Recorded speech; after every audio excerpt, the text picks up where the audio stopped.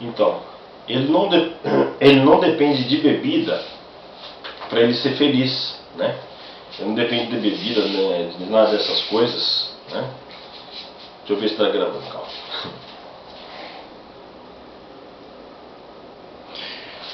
Sim, está gravando. Então, gente, o cristão é feliz, ele não depende de nada dessas coisas, né?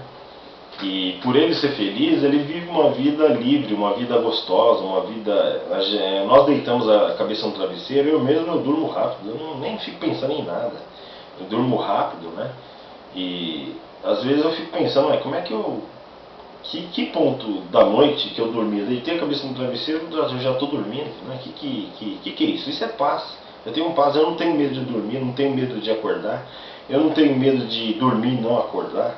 Isso não passa pela minha cabeça. E mesmo quando passa, eu sei que se eu dormir e não acordar, eu vou estar com Jesus, né? E por isso que vale a pena ser crente, vale a pena ser cristão, vale a pena ser liberto dos vícios, né? E o mundo olha para a gente, falando daquele contrafluxo de pensamento, daquela controvérsia de entendimentos. O mundo olha para a gente, olha para uma mulher cristã e acha que ela é escrava. Acha que aquela mulher ou aquele homem é escravo porque não pode beber, não pode fumar, não pode usar droga, não pode sei o quê. Muito pelo contrário. Mal sabe essa pessoa que está pensando isso, que aquele careta, aquele crente careta, ele é totalmente livre, liberto e feliz. Justamente porque ele não é escravo dessas coisas. Essas coisas que trazem escravidão. Consumismo também é escravidão, sabia? Consumismo, necessidade de comprar roupas caras, necessidade de trocar carro toda hora sem necessidade, necessidade de sapato, tudo isso é escravidão, é servidão também isso aí, né? Consumismo não é coisa boa. Você tem que aprender a colocar sua vida, colocar sua vida no positivo, nunca no negativo, né? Evitando cartões de crédito, débito, essas coisas. Sai fora dessas coisas. Isso aí é tudo coisa já arquitetada para arrancar tudo que você tem, para te limpar, para te deixar zero, para te deixar... Você tem que viver no ativo, não no negativo, não no desativo, né? Você tem que ter mais-valia. Mais-valia significa que o que está entrando no seu... na sua vida, as bênçãos que Deus está te dando, está entrando no seu bolso, tem que entrar mais do que sair. Você tem que guardar. Não significa que necessariamente você está juntando tesouro no céu. Você está apenas sendo precavido, né? Alguma situação, de repente você precisa comprar um carro, de repente precisa fazer um tratamento no médico, alguma coisa assim. Você precisa ser precavido, então você tem que guardar dinheiro. Até isso Deus dá orientação para os seus servos e tal. Ensina os seus servos a ser prósperos também, né? Ensina a pensar como o povo judeu pensa, né? O povo judeu é próspero por causa disso. Eles sabem administrar o dinheiro. O saber administrar o dinheiro, o saber administrar é a base de todo o segredo do seu rendimento mensal, né? Deus ele dá esse entendimento para o crente. E isso eu vejo aqui em casa. Ele dá esse entendimento para meu pai. Meu pai sabe administrar muito bem o dinheiro, ele tem muitas coisas, graças a Deus, né? E nós somos pobres, nós não somos ricos, né? Ele tem muitas coisas e pelo entendimento, pela graça que ele tem, do Espírito Santo, ele sabe administrar muito bem, eu fico bobo de ver. Ele, com pouco ele consegue fazer um muito, sabe? Ele consegue, o dinheiro prospera no mundo dele, né?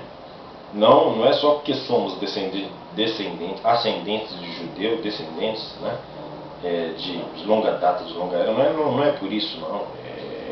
Hoje não tem mais essas coisas o judeu de fato é um povo separado, mas não tem mais essas coisas.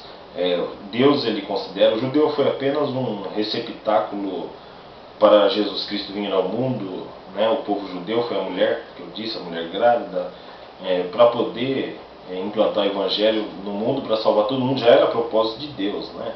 Isso tudo porque todo mundo é semente de Noé, né? Ou de Sem, ou de Cã, ou de Jafé.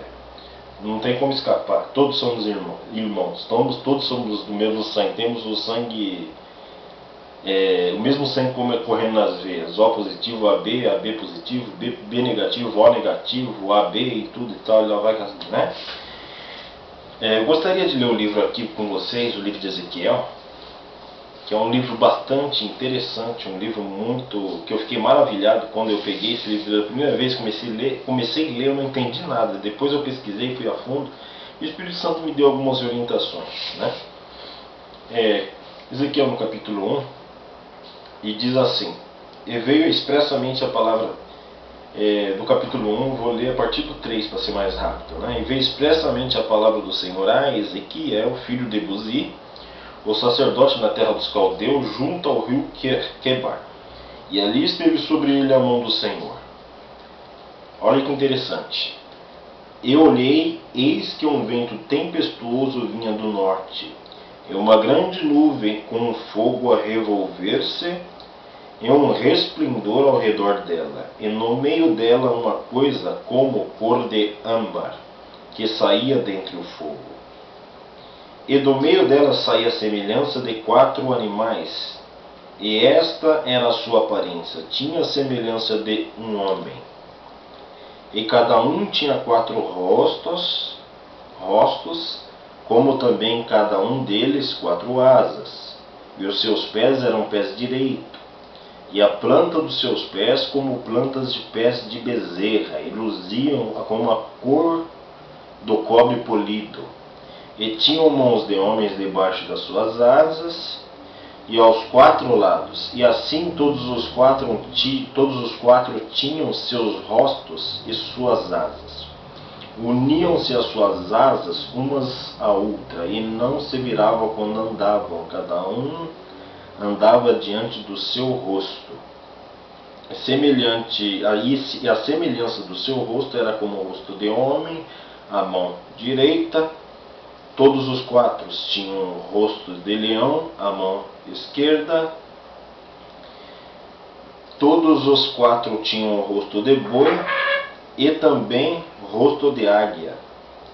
E todos os quatro.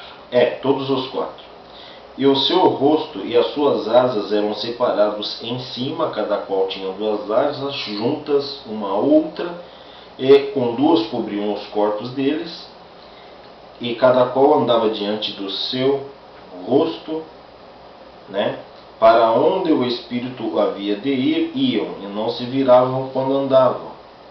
E quanto à semelhança dos animais e seu parecer, era como o de brasa de fogo ardente, como uma aparência de tochas. O fogo corria entre os animais, e o fogo resplandecia, e do fogo saíam relâmpagos, e os animais corriam e tomavam a semelhança do relâmpago. E vi os animais, e eis que havia uma roda na terra junto aos animais para cada um dos 4 rostos.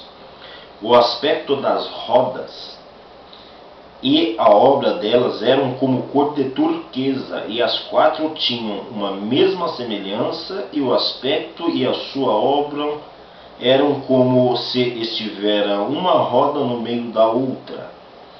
Andando elas, andavam pelos 4 lados, eles não se viravam quando andavam. Essas rodas eram tão altas que metiam medo, e as 4 tinham as suas cambas cheias de olhos ao redor. Isso é muito importante. As 4 tinham as suas cambas cheias de olhos ao redor. Andando os animais, andavam as rodas ao pé deles, e levando-se os animais da terra, e levavam também as rodas. Então toda essa composição, ela, além de ter uma velocidade de relâmpago, ela se elevava da terra, descia, se elevava da terra, descia. Para onde o Espírito queria ir, iam, pois o Espírito os impelia. As rodas se elevavam defronte deles, porque o Espírito da criatura vivente estava nas rodas. Olha a importância disso. O Espírito da criatura vivente estava nas rodas. Andando eles, andavam elas. Parando eles, paravam elas. E levando-se eles da terra, elevavam-se também as rodas defronte deles, porque o Espírito dos animais